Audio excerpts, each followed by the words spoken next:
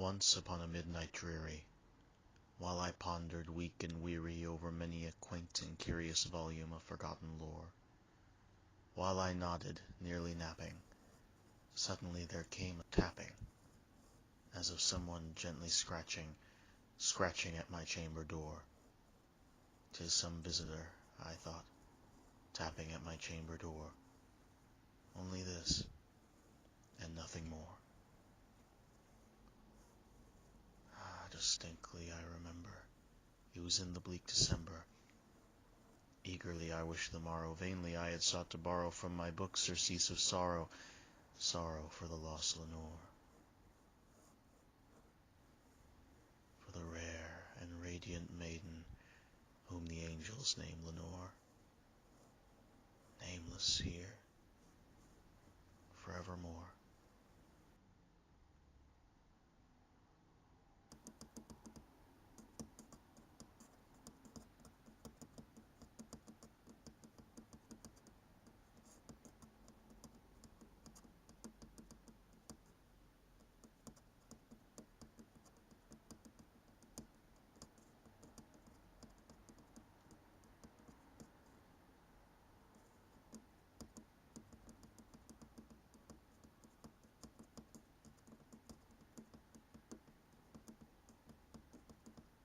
Presently my soul grew stronger,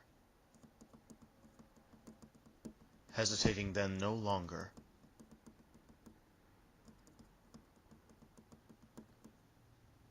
I opened wide the door. Darkness there, and nothing more. Deep into the darkness peering, long I stood there, wondering, fearing, doubting, dreaming dreams no mortals ever dared to dream before. But the silence was unbroken, and the stillness gave no token, and the only word there spoken was the whispered word, Lenore. This I whispered, and an echo murmured back the word. Merely this, and nothing more. Back into the chamber turning, all my soul within me burning.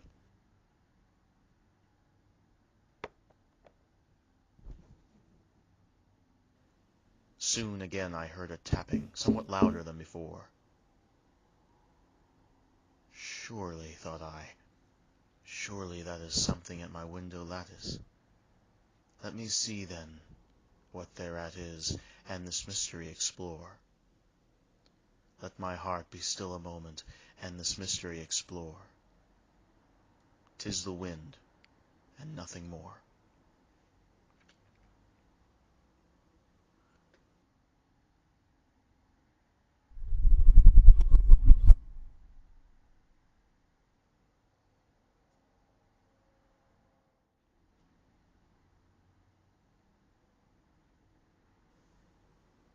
In there stepped a stately raven of the saintly days of yore.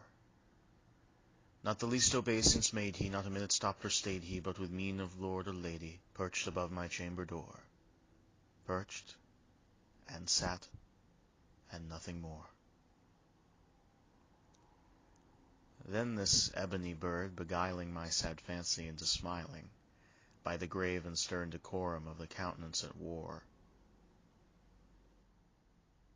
Though thy crest be shorn and shaven, thou art sure no craven. Ghastly, grim, and ancient raven, wandering from the nightly shore. Tell me what thy lordly name is on the night's Plutonian shore. Quoth the raven, Nevermore. Much I marveled this ungainly fowl to hear discourse so plainly, though its answer little meaning, little relevancy bore. For we cannot help agreeing that no living human being ever yet was blessed with seeing bird above his chamber door with such a name as Nevermore.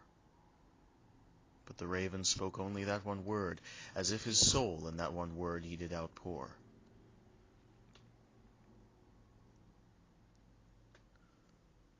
Nothing further than he uttered, not a feather than he fluttered, till I scarcely more than muttered, "Other friends have flown before. On the morrow will he leave me, as my hopes have flown before?" Then the bird said, "Nevermore." Startled at the stillness broken by a reply so aptly spoken,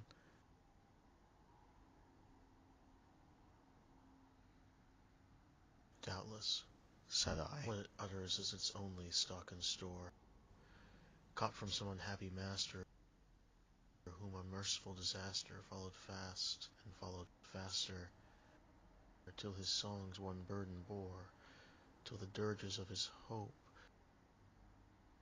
that melancholy burden bore of never, nevermore." But the raven still beguiling all my sad soul into smiling, straight I wheeled a cushioned seat in front of bird and door.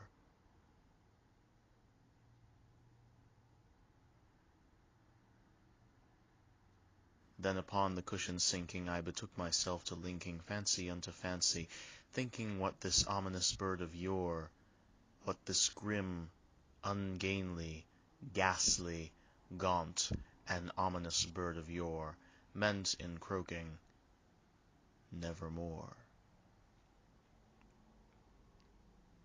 Thus I sat engaged in guessing, but no syllable expressing to the fowl whose fiery eyes now burned into my bosom's core. This and more I sat divining, at ease reclining on the cushion's lining that the lamplight gloated o'er.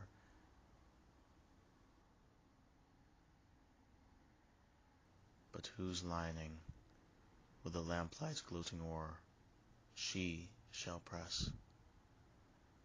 Ah, nevermore, nevermore. Then, methought, the air grew denser, perfumed from an unseen censer, swung by seraphim whose footfalls tinkled on the tufted floor. Wretch,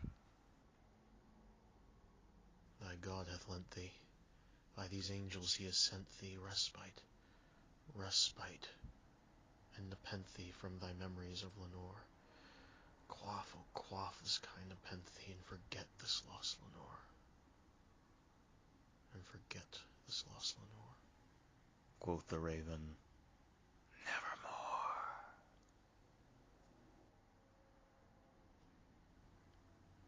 Prophet, thing of evil, prophet still, bird or devil, whether tempter sent or tempest tossed thee ashore, desolate yet undaunted, on this desert land enchanted, on this home by horror haunted, to tell me truly, I implore, is there balm in Gilead? Tell me, I implore. Quoth the raven, "Nevermore." "Prophet," said I, "thing of evil, prophet still, if bird or devil, by that heaven that bends above us, by that God we both adore, tell this soul, with sorrow laden, if within the distant Aidenn it may clasp a sainted maiden whom the angels name Lenore, clasp a rare and radiant maiden whom the angels name Lenore." Quoth the raven, "Nevermore."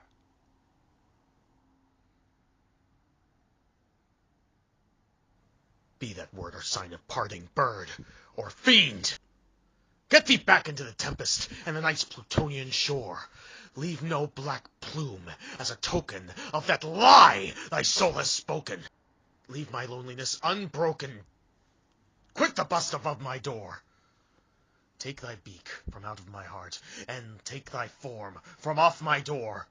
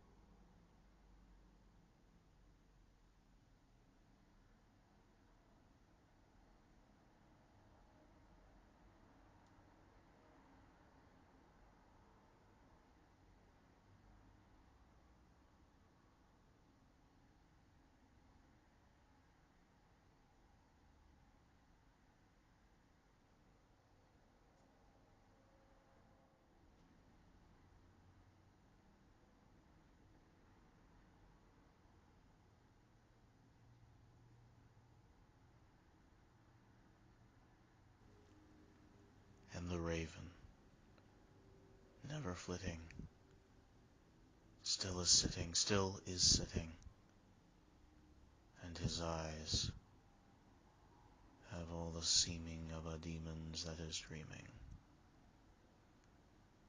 And my soul from out that shadow shall be lifted